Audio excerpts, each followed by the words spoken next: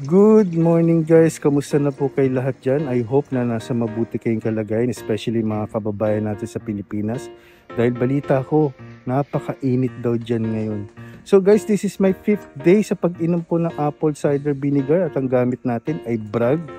And especially, imimix natin ito ng honey para po masarap pang ating inumin tuwing morning.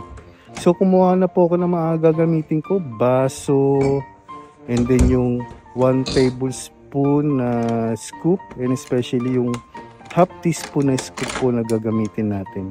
So nakaset na po ang lahat guys, imimix-mix na lang po natin ito. Okay, so lalagyan na natin ng hot water itong ating baso guys, 200 ml po. At pagka meron na pong mainit na water yan, lagyan na po natin ito ng 1 tablespoon ng apple cider vinegar.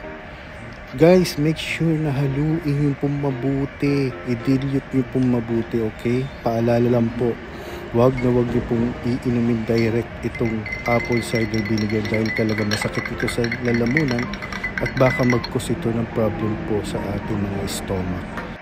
Okay, next naman natin, lagyan naman natin ng honey.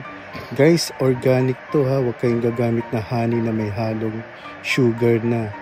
Piliin nyo yung honey na talagang organic, 100% na honey po para magbigay ito ng benefits sa loob ng ating katawan. Okay guys? So i-dilute maigi. Kapag okay na guys, inumin na natin ito.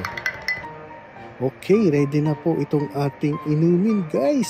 Okay, inumin na natin itong lukewarm na merong apple cider vinegar mixed with honey.